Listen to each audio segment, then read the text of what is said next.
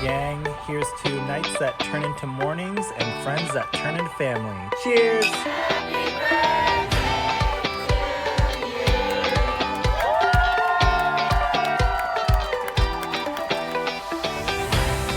Hello, and welcome to the Friendship IRL podcast. I'm your host, Alex Alexander. My friends, they would tell you I like to ask the hard questions. You know who I am in the group. I'm the person that's saying, okay, I'm going to ask this question, but don't feel like you have to answer it. And now I can be that friend for you too.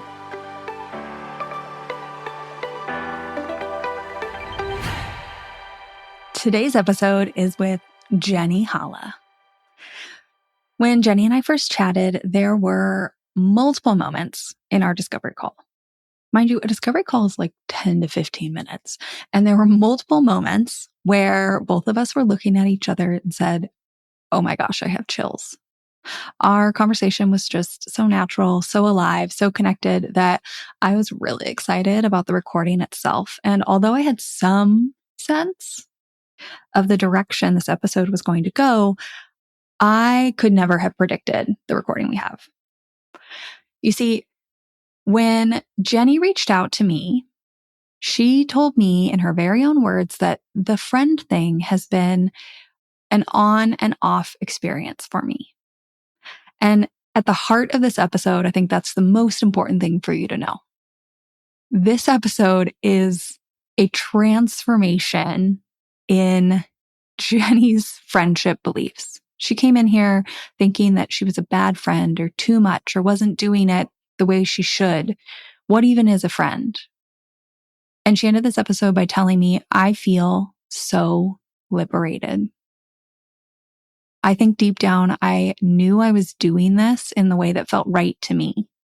And oh my gosh, I could not have predicted it. I could not have been more thrilled. It really is a conversation that, oh my gosh, so different, such a transformation. Let me tell you a bit more about Jeni before we get into this recording. 2 years ago, Jeni went through a pretty dramatic shift in her life by choice. You see, she used to live a pretty conventional lifestyle. She was in a sales career. She was married. She was planted. And her husband decided to trade that conventional lifestyle for a more nomadic existence. So they hit the road with their pups and have been traveling around the country running their own businesses. Jeni is a transformative energy healer, an Akashic records guide, and a soul activator. So when I say we got chills, kind of makes sense. She's pretty tapped in. With that, let's get to today's episode. Hi, Jeni. How are you? Hey, Alex. I am doing really good today. I am so excited that you're here. And wherever this conversation takes us, I think it's going to be a good one. And, we were just chatting a little bit, but I was asking how often you move, because that's probably something pretty important for people to know, is that you are pretty nomadic. You move around quite a bit. Do you want to tell us a little bit about how often you move, how long you've been doing this, maybe even some of your favorite places? Ooh, that's always a tricky question, the favorite places one, but I'll start with the other two. So over 2.5 years ago, we sold everything and we left St. Pete, Florida, and embarked on a nomad journey. And it's me and my husband. And at the time we had one dog. And we said, okay, well, we'll go 6, maybe 12 months. We'll see what happens. And fast forward 2.5 years later, we're still on the road living this lifestyle.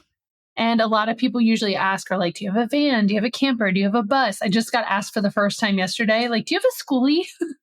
Oh. Like, no. We stay in furnished places, just like home. And we stay in the United States right now because of our senior dog.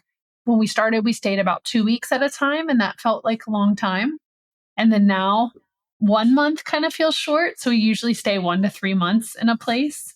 And by the time we're coming up on the 3rd month, we're ready to go to the next place. It's definitely a different lifestyle. We do have a second dog now, and this is completely how we live. So I mean, maybe you can't pick a favorite place, but what are some of your favorite places? Some of the maybe more memorable places. For me, I love the outdoors. So that's going to be like what I'm speaking into. So I love being outside and hiking. So my absolute favorites are Montana and Idaho. Mm. And of course, I love Utah and I love New Mexico and I love Arizona. I pretty much love out west. And I'd say a good follow-up other place that's been my favorite has been Asheville, North Carolina. Mm. I know the mountains aren't as big, but there's still a really good community there. There's still mountains. There's still hiking. You can hike all 4 seasons there easily. And then surprisingly, coming back to Florida, we've been back in Florida for 9 days now, and I didn't realize how much I missed Florida. I'm going to get distracted by like Northern California and like all of those places.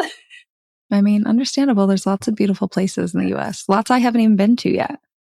Mm. So when you left 2 years ago, I'm curious. I always have this inclination to kind of do what you're doing. And every time my husband is like, yeah, but you would be so sad to move away from your people. What was it like deciding to pack it up, move away from home? Maybe it was great. Maybe it was sad. I have no idea what the answer here is. I'm just curious. I'm going to back up a little bit because I think I have a history of being excited about these types of things. I have a very wanderlust type soul. I've always wanted to do something like this. And even playing sports through high school in the summers, I played competitive sports. Like I always made people upset. Let's put it that way, because they would invite me to do things and I'd be like, well, I have a softball tournament. And then like the one weekend I wouldn't have a tournament, I would try to make plans. Nobody can make plans. So I made a decision early on. I got sick of my friends, whatever that meant, not never being able to do anything. So I would just fill my schedule and then they would be mad I was never available. But I'm like, well, like, I'm not just going to sit around and wait for you guys to invite me somewhere. I'm going to go play sports. I'm going to go do things. So fast forward into living in St. Petersburg. I had a national sales job for like 5 years. So I wasn't home in Florida regularly. And so between that and leaving, I maybe had about 2 years where I was starting to have somewhat of what I guess you could call a normal lifestyle. But now that I've lived this nomadic lifestyle, there is no normal lifestyle. Like, what is that? Yeah. Like what I perceived to be normal. Like I could join volleyball leagues and I was like, had friends and I was doing things. So I was really enjoying that.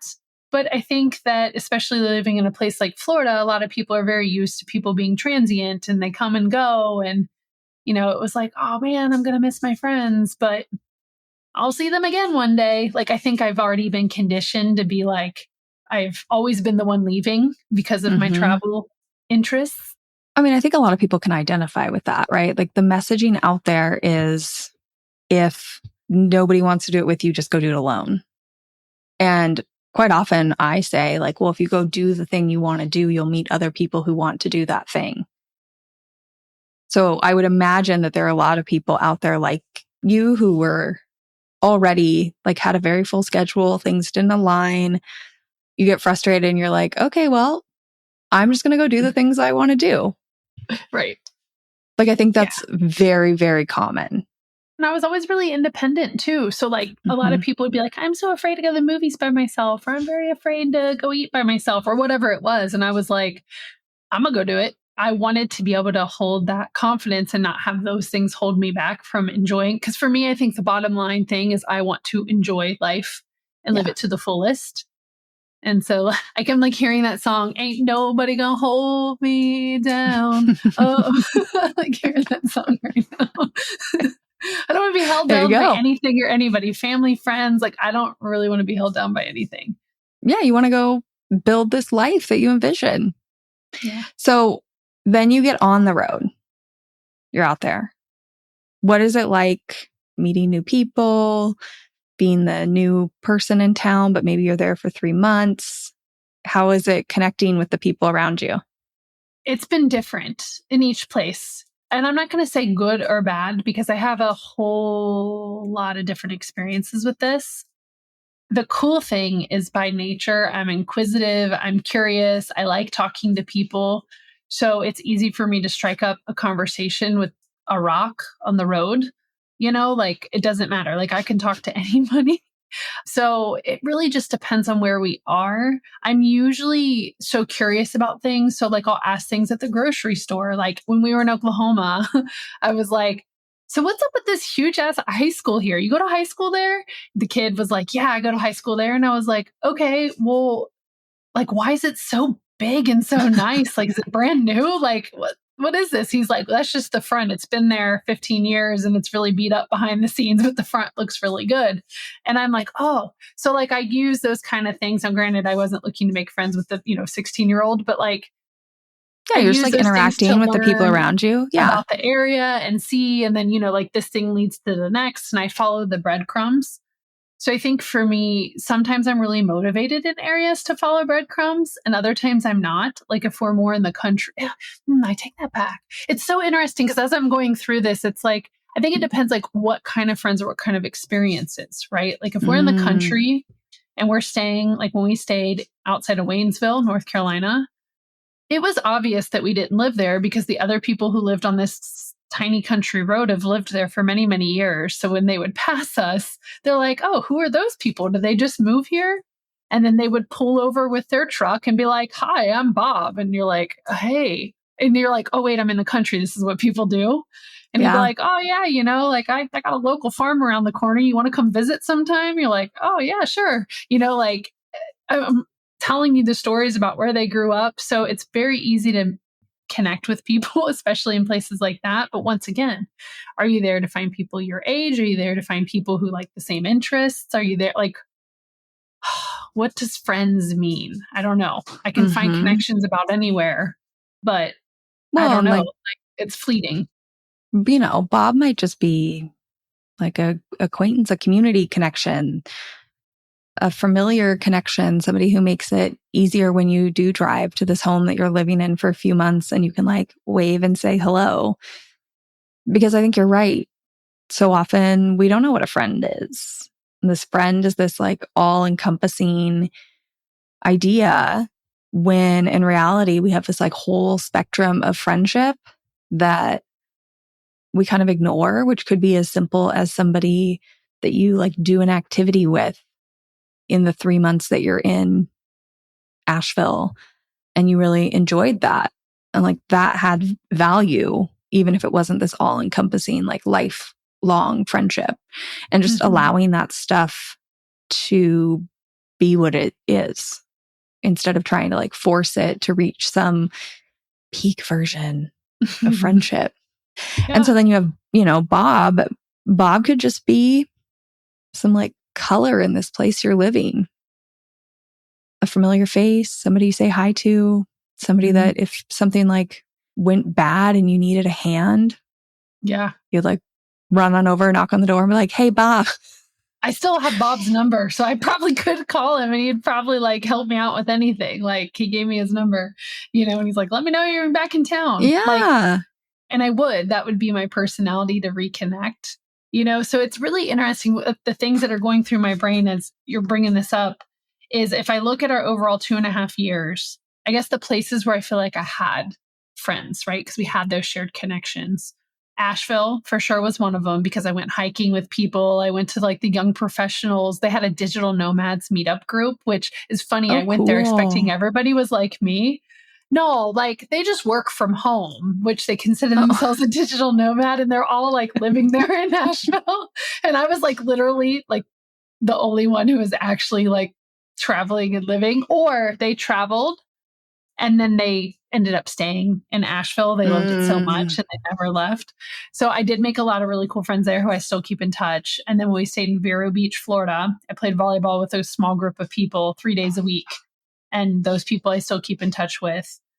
They weren't as solid of connections when I stayed 3 months in Fort Walton Beach, Florida, and played volleyball. I don't think I plugged into that community consistently enough to have that blossom. I know I could show back up and they'd be like, oh yeah, we remember you, right?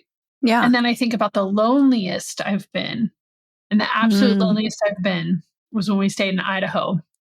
And we stayed in northern Idaho up by the border of Canada.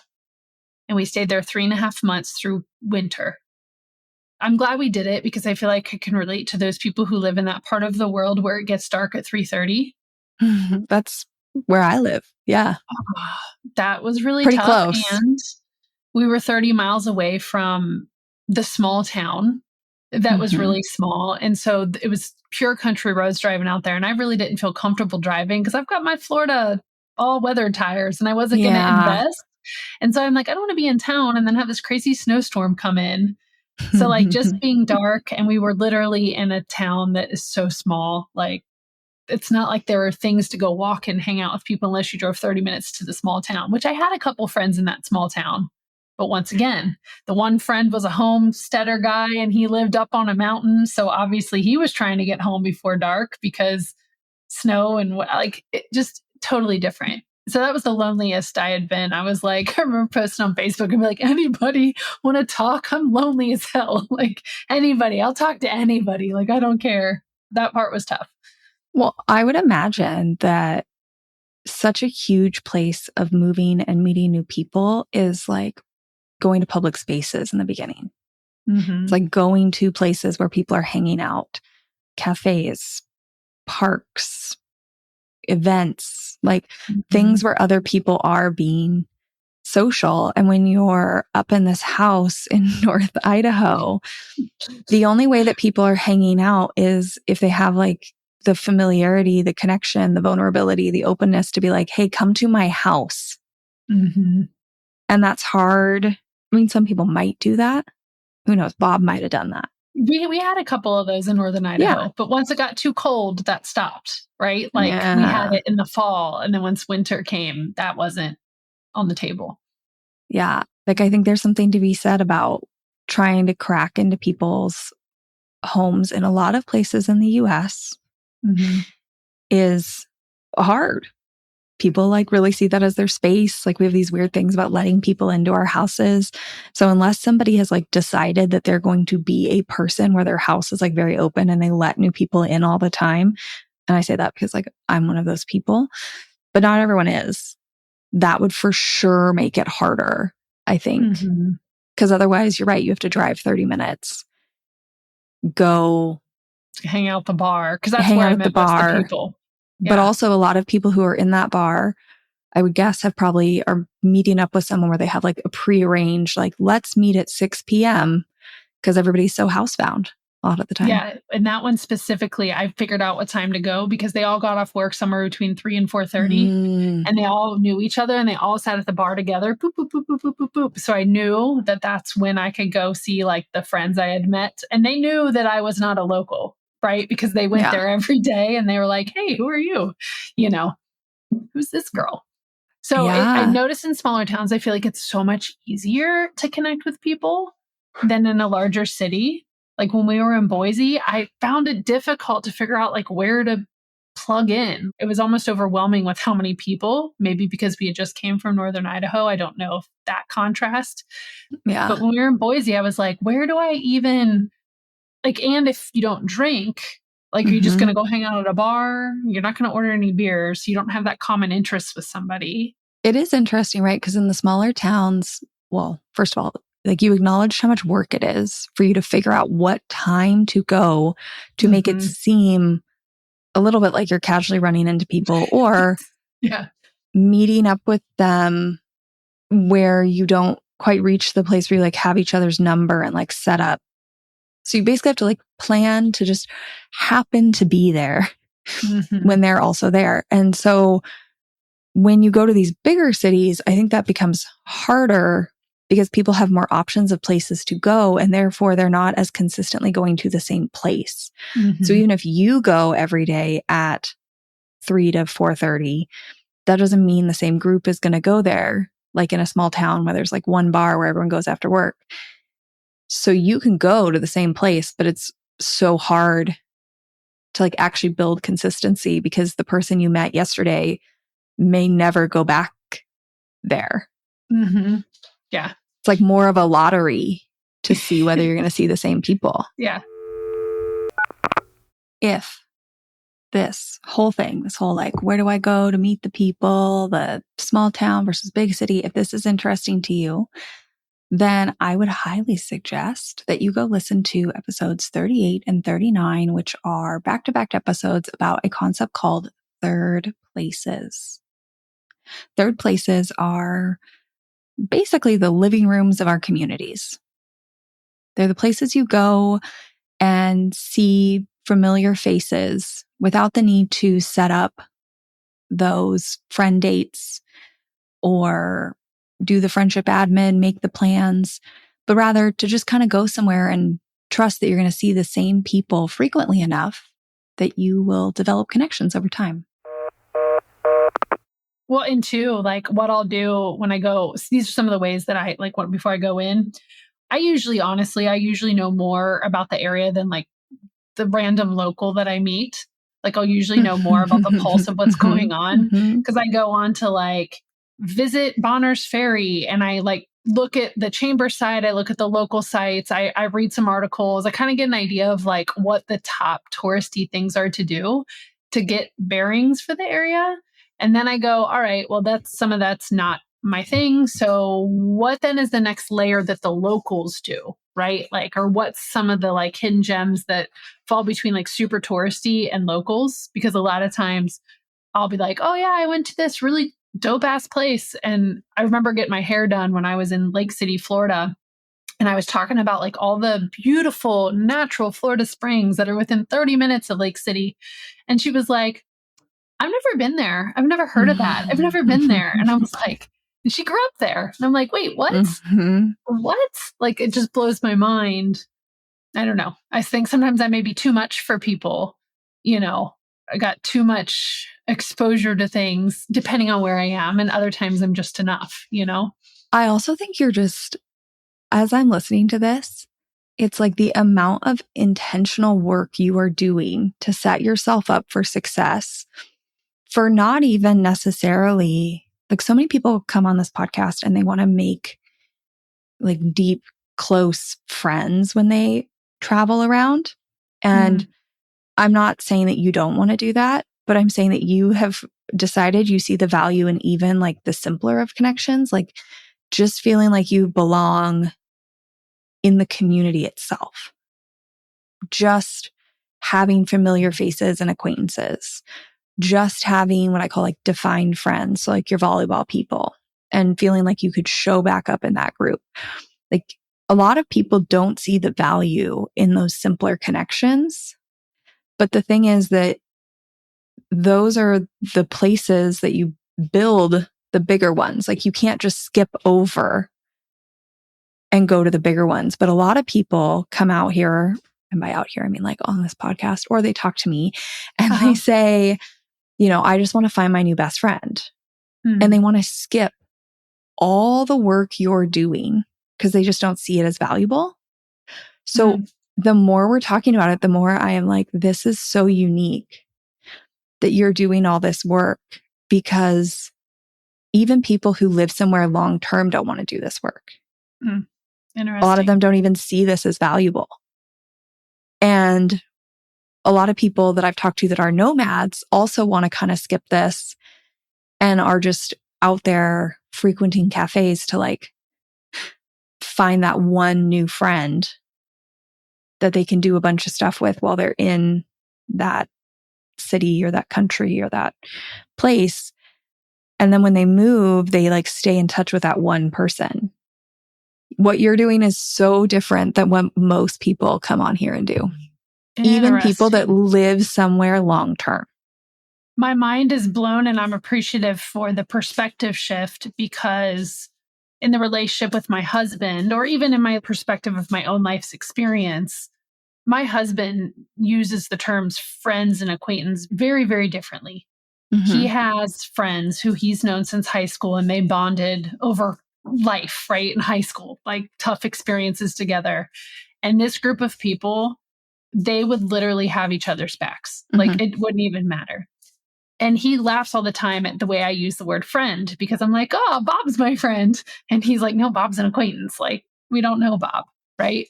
And it's fine. He doesn't get on me for it. Yeah. But interestingly enough, this came up recently where someone him and I both know had expressed in the past they wanted to be my friend. And I guess didn't feel like I was being a friend back. I don't know. And I was like, I don't know, like, don't we got a text or something if you want to be my friend? Like, what does this mean, be my friend? Like, I was confused when he told me this. My husband told me this. We recently talked, me and this girl, and it was interesting because it was like, what does a friend mean? You want to be Mm-hmm. my friend. Like, what does that mean? Like, and we talked about our different perspectives of friendship. For her, you know, like what friendship means, and for me, what friendship means. And it seems like the common thread that comes out, which is maybe the inverse of what people typically are looking for, I guess, is that like long friendship. I think my husband and her have a perspective on like how I view friends in my life, and what I've grown up with is like that I've never really had one of those like ride or die friends. Or what happened? She said, what happened to you along the way where you're just not open, or something like that? Like, what happened to you where you're not open to it? I'm like, Mm-hmm. I don't know. And I've been sitting with this. I'm like, so we're like planning to be friends. I'm confused. Like, I genuinely am confused. It's not that I don't want to be friends with her, but I'm like, so I got a plan to text you. I'm confused now. So I'm really curious. Welcome to the moment in this podcast recording where I was like, whoa, this is going to be such a good one. Truly, I was freaking out inside, which you'll hear in a minute. I want to point out that if you are also like, what is a friend? This is not surprisingly a common theme that comes up on this podcast. I want to point out a couple episodes you can go listen to. I would suggest episode 3, which is titled, What is a Friend? I would also suggest listening to episode 12, which is about my roots framework, because it's going to show you some of the friendships you do have, the ways that you're connected. I think that's helpful. And I would suggest episode 33 with Enchem. That episode was actually, shockingly enough, with somebody else who's nomadic. But I think that this question of what is a friend, a lot of people are asking it, but if you are moving around, it accelerates this question. It makes it more pressing. And that's why it keeps coming up in episodes with people who are moving around quite often. Now, as like just referring back to this conversation I'm having with Jeni, if you go to my website, we will link it in the show notes. I have this framework. I call it my wheel of connection, and it talks about the types of friends in your life. The reason I love this framework, the reason I think that it is so important and I need to get it into as many people's hands as possible, is because what we're looking for in friendship is connection. And we have a lot of connection in our life. We have community, family, friends, past friends, virtual connection, chosen family. Like, there's so many places that connection comes into our life. And my wheel of connection acknowledges that. The current definition of friendship, the way we talk about friendship, is that there is one right way. And I just really disagree with that. I think that everybody gets to build their own unique wheel of connection. And whatever feels right to you is right for you. And what is right for a friend or a spouse or a family member may not feel right for you. But when we just have, first of all, these siloed off areas of connection, we have community versus acquaintances versus family versus friends, and we don't look at them cumulatively. That's a problem. But secondly, what I think we're talking about here is some people, including societal messages, tell us that we should really, really prioritize what I call present and historic friendships. That those are the golden ticket, the creme de la creme, what we should all want. But for some people, it might not be. Present historic friendships are a lot of work to maintain. And also, they may not encompass all of our interests and passions and seasons of life. Some people might prefer community and simpler friendships, which I call familiar or defined friendships. There is no right way to do this. If I could stand up and die on a hill it would be, there is no right way for your friendship and community and connections to look. You're not a bad friend. You're not a bad person. You're not weird. You're not too much. You're not anything. It doesn't matter. There is no moral compass to the way that your community and your connections look. All that matters is that you are building what feels right to you. Okay, so many things here. One, so many people have never had that ride or die, BFF forever, whatever friendship. Just let's put that out there. A lot of people have not had that. Mm-hmm. So it's not that there's anything wrong with not having that. Also, some people don't want that. I just got chills. Because, I wonder if that means I don't want it. Well, because I'm afraid to admit it. Because here's the deal. It's all hard work. But Mm-hmm. somehow we've made one version of hard work like more, I want to say like right. Mm-hmm. Like one version of friendship is right and one version of friendship is wrong. And society really tells us that we should all want that ride or die friendship. That's how we should fill our social wellness bucket. That if you can't get it, something's wrong with you. And that you should want to build that. You should, right? But it's a lot of work to build those kinds of friendships because you're really true. It's like being in a romantic relationship. You have to like really get to know this person. You have to consider all the changes going on in their life and how that impacts your friendship. You have to adjust to that. Like that's work. And the way that I think we've gotten around that is we really celebrate these kind of like pick up where we left off friends. So people say, you know, like, oh, I just want to make this like close friend that I can tell everything to. But when I'm busy, we can just let it ride and pick up where we left off. And it's like, it doesn't really work that way. That is still going to change your friendship. It's going to feel different, even if we don't all want to admit it. So really, you're doing the work.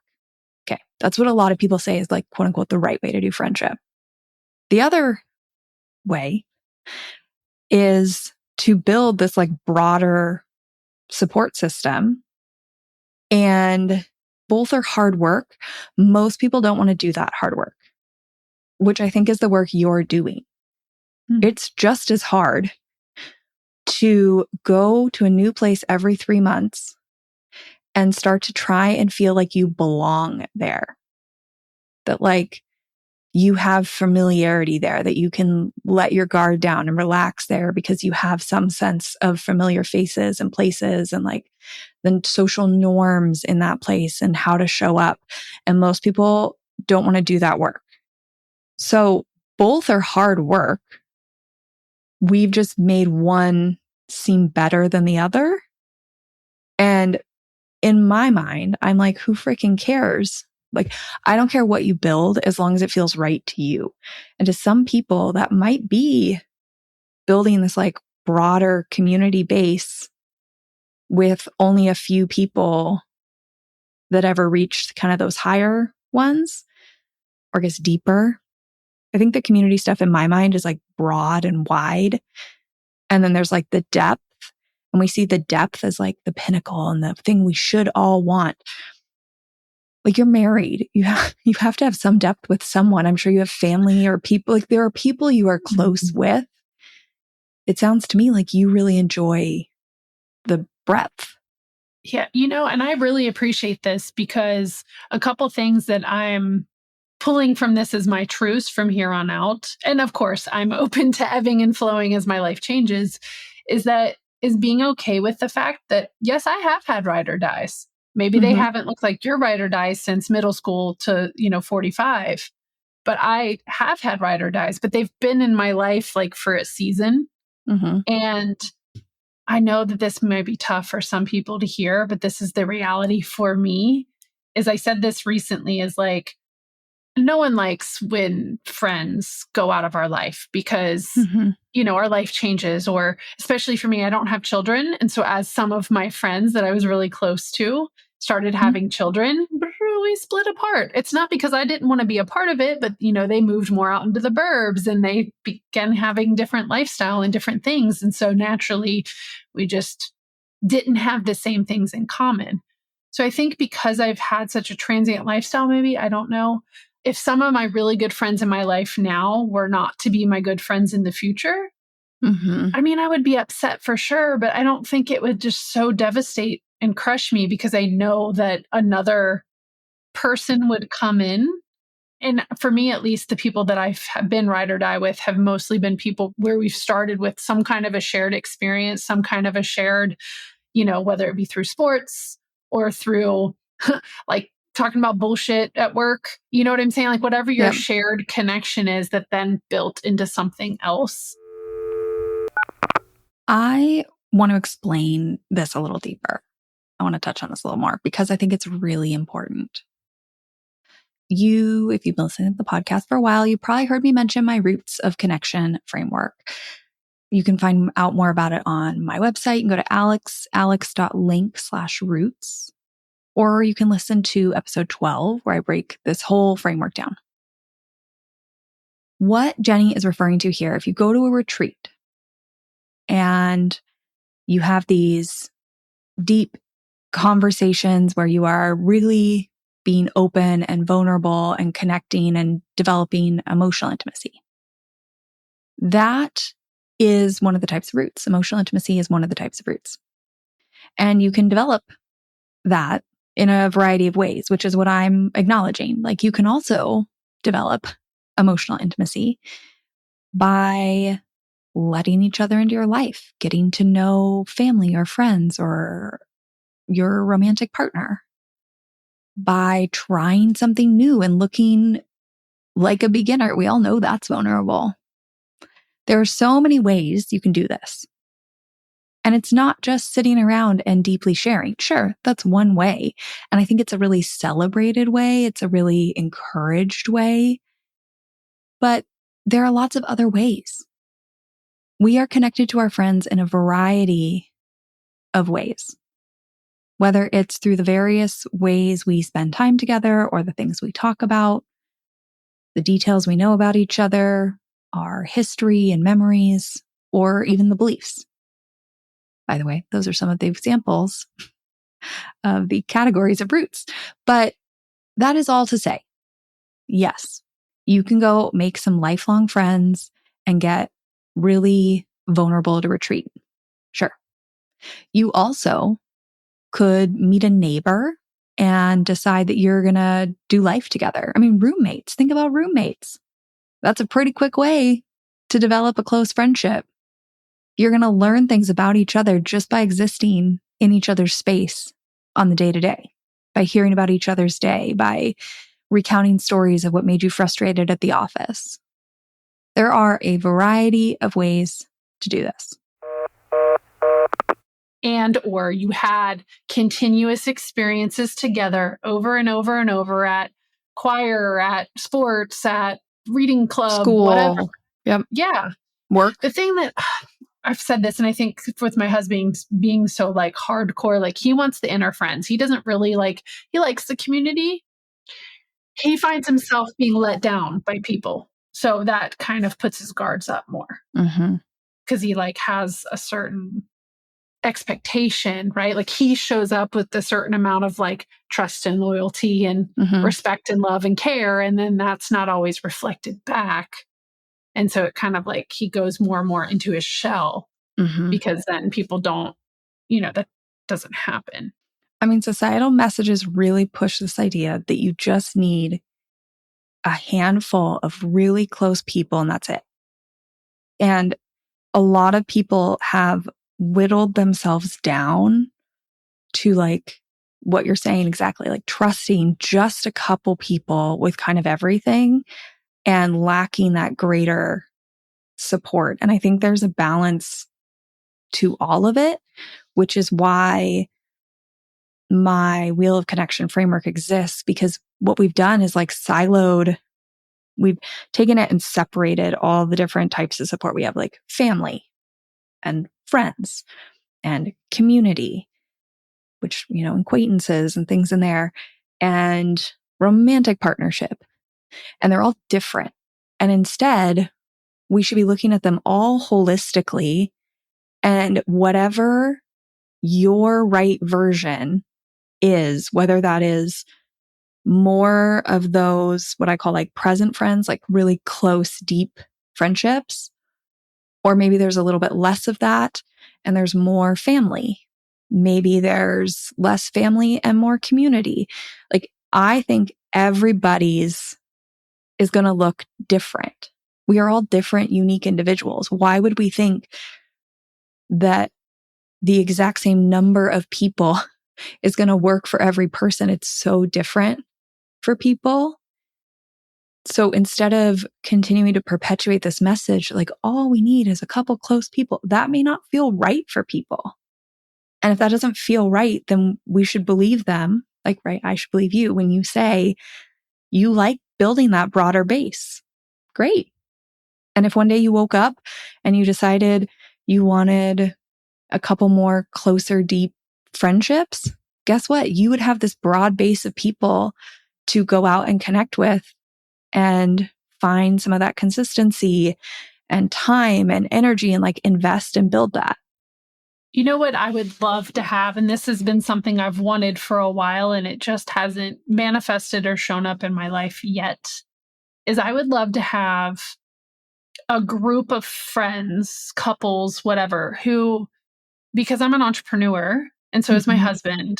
And so we think differently. And of course, living a nomad lifestyle, we live very differently. I would love to find other people who think different and live different and whatever that means, where we could have some kind of a relationship with, right? Where you could go to a mastermind in Italy or something. And not only is it a friends girls trip, but it's also a bit of like a pouring into each other experience. And I know that for me, at least, and based on what you're saying, this is grounding that in even deeper, is not having all of my worth beyond if I have that or not. Because yes, you see it on YouTube or you see it, in other circles, but I can still hold the intention that that's something that I want to call into my life.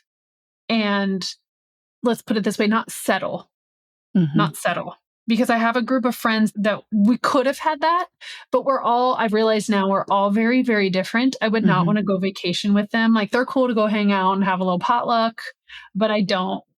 Yeah, it's not the right fit. It's not the right fit. It's not like that. Yeah.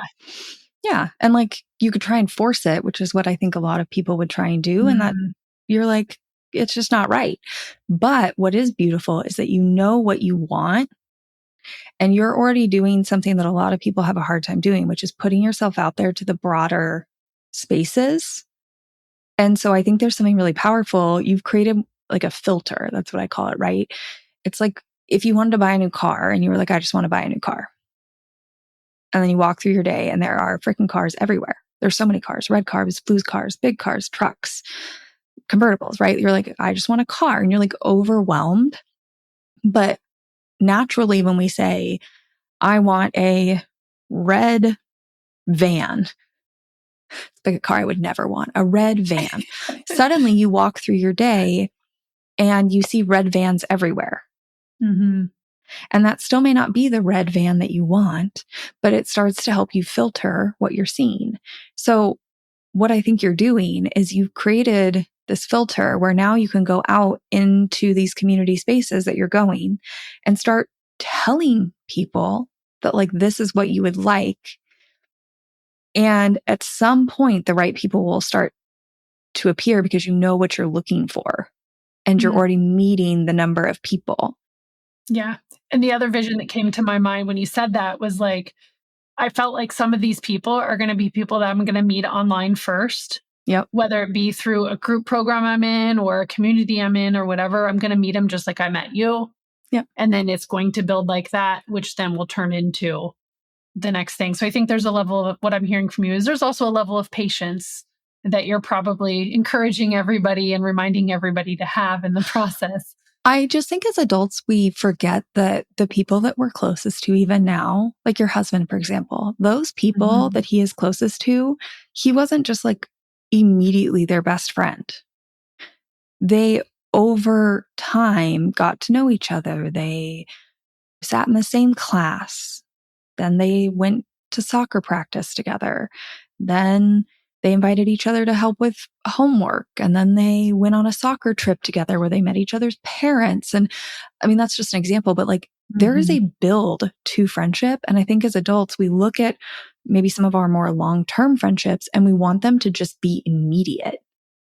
People walk around going into spaces like the bar after work, and they just want this immediate, like almost romantic connection with somebody. They're going to see their new best friend across the bar and be like, that person is it. That is so unlikely. And even if that happened, you still would have to build a relationship. Like, sure, maybe it felt easy and you trusted each other a little bit easier than most people. You still had to build. No matter what, it's not instantaneous. Like, I just really think as adults, we forget that. We want to just jump to this thing. So what I often am encouraging people to do is like put themselves out there, go to those spaces where people might be, start talking to people, and you're already doing that part. You're doing the part that most people have the hardest time doing.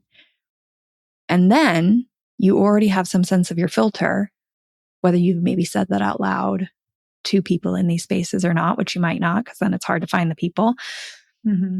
But you start doing that and like, yeah, there's some patience, but I really do think that that's how we start to build what we want. Like, I'll give a personal example. I wanted more entrepreneur friends, like online business owner friends, because a lot of the friends I had when I started this business, they work in corporate. They have no idea what I do on the day to day. And although they are incredibly supportive and very sweet people, I honestly think most of them just like have no freaking clue what my day looks like. Like, why would they really want to learn every nuance? Because it doesn't impact what they do. So I decided I wanted to make some like online entrepreneur friends. So I started going out. I started interacting in groups, right? Putting myself in that broader community. I started joining programs or classes. I started messaging people after and be like, hey, it was so nice to meet you. Do you want to meet up for a Zoom coffee chat? I would DM with them on Instagram when they posted something and be like, my gosh, you said you wanted that opportunity. You got it. Congrats. I started slowly putting that out there. And over time, over a few years, I now have built this really cool group of online entrepreneur friends, most of whom I've never met, but would happily get on a plane and see. Or if I was in their city for some reason, would 100% tell them I'm coming and ask if we can meet up. But I knew what I was looking for. And then I put in the effort to put myself out there and to keep engaging. And honestly, I bet you there's even like a better, not better, but like a deeper version of what I've built. But again, that takes time. So, in another 3 years, I might be able to report an entire layer to this that I couldn't even tell you is possible right now. As you say that, I like 3 different things pop in my mind, 3 totally different directions. One, just to say like the deeper level, I feel like a place that deeper bonds could be formed pretty quickly would be in a very intimate transformational retreat. That's like 5, 7, 10 days where you all are there with a similar challenge or a similar, like you're wanting to step into a new version of yourself where like you're crying around the fire because the person hosting the retreat has like created this space that everybody feels safe to just go there. And then it's like, oh, lifelong friends, right? Like those things could happen very quickly. Yes, but that's only one version, I would say, of depth, right? Because those people I might go and I might tell them all about my life and maybe the struggle it has been, to start an online business or something, the new version of me I want to be. There's also depth to like, if I really wanted to get closer to those people, them then maybe flying to Seattle and meeting my friends and family or staying at my house. Like there's always more layers. That makes sense. And that's, I think, where some of our longest, closest friends are so dear, Like, I get why people hold them dear, but it's just a different version. Like, there's a place for all of this, I guess is what I'm saying. Nothing is better necessarily than the other, because my closest friends, one of the reasons that it's so easy to be close is because I can travel with them. I can tell them today in therapy was absolutely terrible. I can show up at their house and hang out. I can suggest we go try a new activity where we're both going to look like beginners. It's kind of like the variety of ways also matters. So it's both. No, that's cool. My really good friend right now, I have a hard time saying best friend, but I guess my best friend right now. I don't like that word. Okay, so good. Don't feel. My closest friend right now. Yeah. One of the ways that I love that, because she moved from the PNW, she moved from Oregon to Tampa Bay, where she did have some people she knew. And then coming here, she had expectations like, oh my God, it's going to be so great. We're going to hang out all the time. And of course, for her, especially leaving friends and family, because she had been in that area a long time, was tough, but they were excited for the new adventure. And one of the things that she really came into, and it's been fun watching her, is she talks about she's always talks about plugs, like who she's plugging into. Like, I get plugged into the most, which is like what you're talking about. I do the most with her, but I'm not really like a drinking friend with her. So she plugs in her drinking friends into that plug, or, her more like business friends into the other plug. Like, the business friend doesn't talk about the spiritual stuff, like it's the different plugs that she has. And I think part of that transition coming here for her was thinking that plugs existed that really didn't, or when she tried to plug them in, it was like, oh, this isn't comfortable. I thought we were there. I thought we were this level of connectedness, but we're not in that way. So maybe that could be some of the disappointments we have too, thinking, like you said, someone could plug into all aspects of our life. And then we realize, well, those aren't gaming friends. Those people don't really like playing card games like we do. Maybe not that place. Yes. Yes. Like, here's an example of that. So these same friends I was just talking about, right? I can do all these things with her, him. We're both friends, and my husband. We all have our separate friendships, but they have been golfing a lot lately. They've been going golfing. They go to the driving range on Fridays. And Michael, my husband, has been going too. And golf is kind of a new activity, but he's like really excited to go with them. And I have gone a few times and hit some balls at the driving range, hung out other nights, like just sat there and chatted with them. And I'm having to decide if I want this to be a plug. It's not even about whether they're the right fit or not. They're so welcoming. It's more just like, do I even want to do this activity? And I really might. I don't know yet. I really haven't decided. That's cool. But like, some of that is they're inviting me. And I don't know. I don't know. And I don't know if I want it to be as frequent as they're going, even if they're inviting me all the time. So like, I'm trying to decide as well, is that really how I want to use my time? Or are there other things I want to do? Like, I'd rather plug in on. It's both like, is that person a good fit? Or also just like, do I even like this way we're spending time together? Like, drinking would be another great one. Like, they might invite you all the time. It's so nice to be invited. It might be miserable to sit there at the table and be the only sober one. I would know. I've been there. So like, sometimes it's also us deciding if we even want to plug in. Well, and that's probably something that's happening, maybe like not consciously, like with a conscious effort on people. It's maybe just happening when people are feeling like the drifting apart because they're not wanting to plug. And I feel like sometimes that's what people sometimes get really upset about, because a lot of people don't like conflict. And so they're not going to have these conversations or, discuss with somebody. They're just going to naturally fall away. But it's easier, I feel like, to do that as an adult, because it's like, oh, but my job, oh, but my family, oh, but my kids, oh, but my whatever. So it can be easier to pull away. But it's likely that some of the real reasons or the deeper reasons for pulling away were exactly that. Maybe they just were like, I don't really like doing this activity that we've been doing together, or, because these friends, like, we have so many ways we spend time together, it's not that big of a deal. And I feel totally fine telling them that I'm not sure I really like, thanks for the invite, but I don't really know. Yeah. Or thanks for the invite, but I'm only going to come half the time because we have so many other things. I think what happens to a lot of people is you're getting to know someone, and instead of saying like, hey, I don't know if this activity is something I want to do, but I really enjoy hanging out with you. Can we find some new activities? People just decide that this friendship isn't right.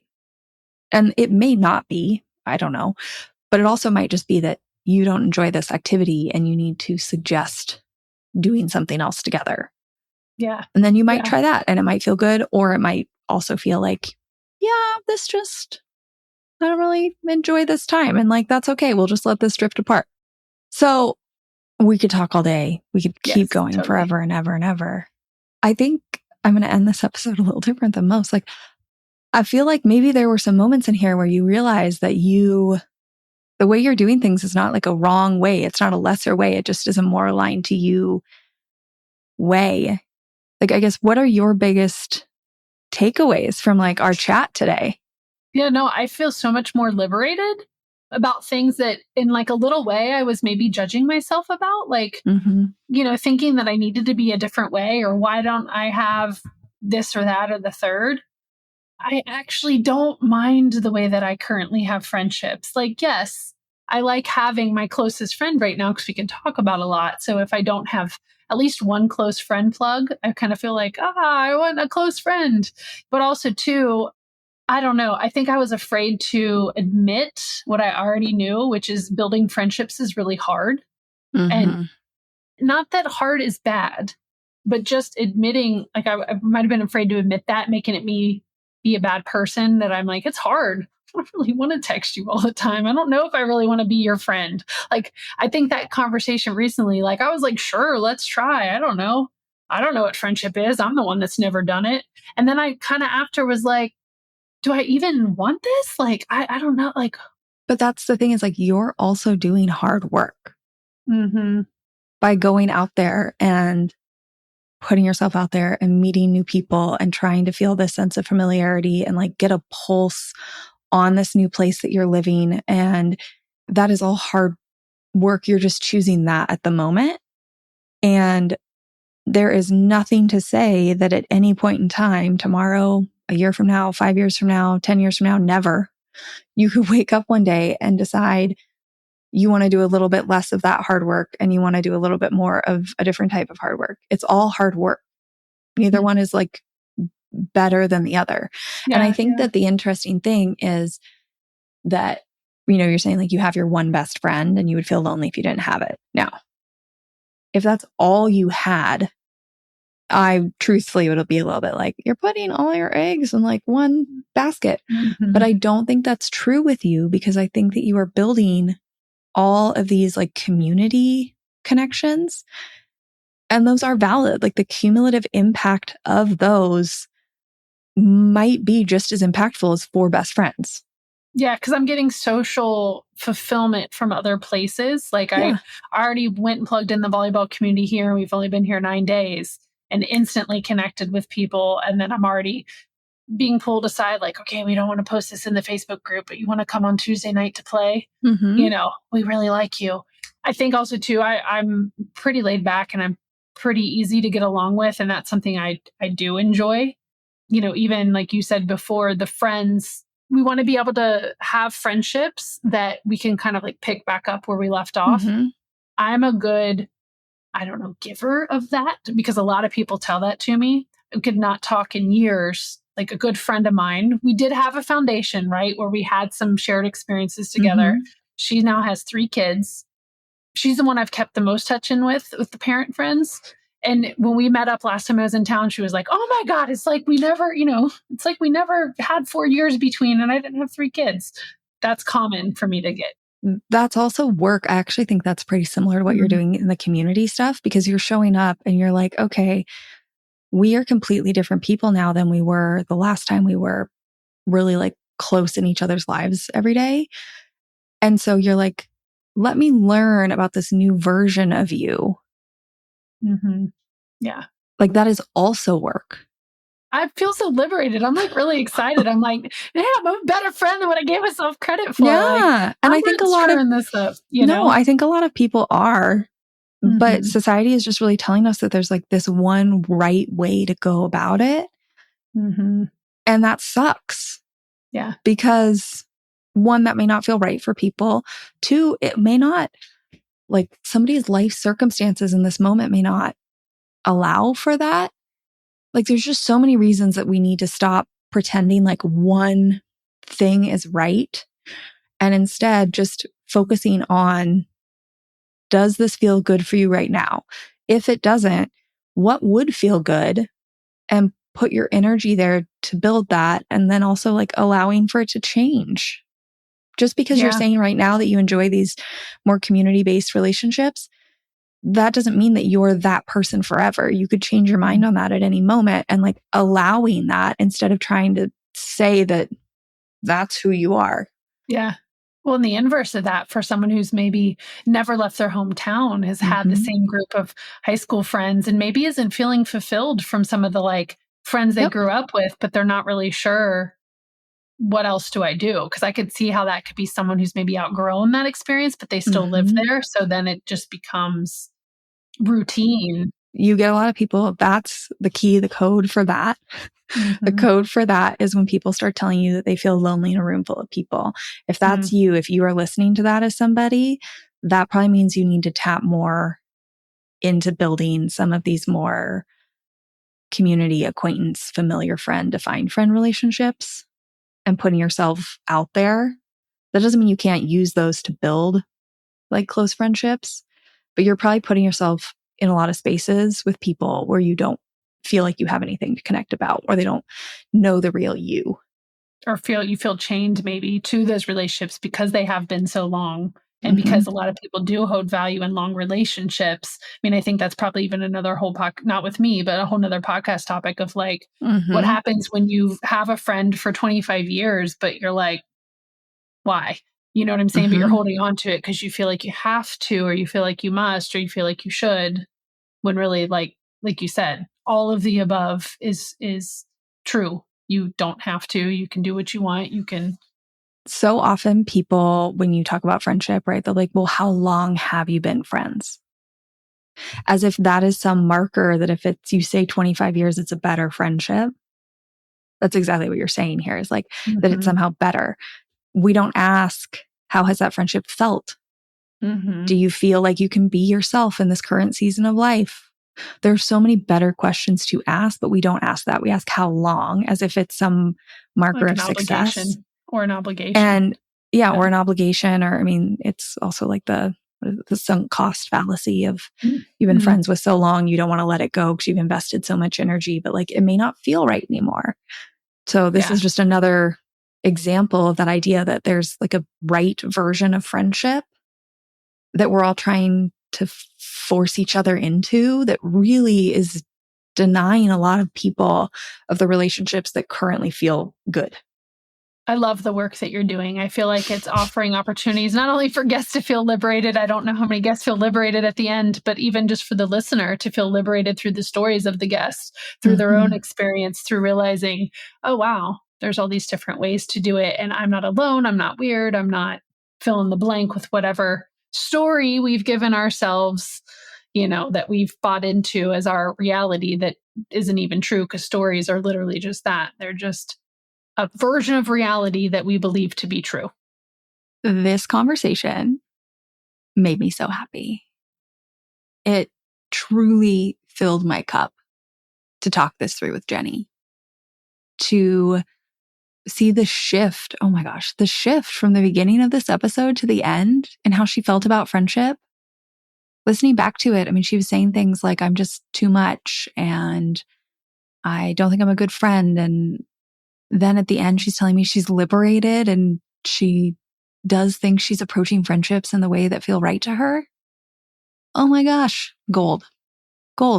And if you are listening to this episode and you're realizing that maybe this is your approach to friendship, I hope you realize you're not a bad friend. You're not doing things wrong. Keep doing things the way you're doing them, that you are probably putting in the work somewhere, and that is still work. There's no right or wrong way to put it in. I'm proud of you for putting yourself out there. What you're doing is great work.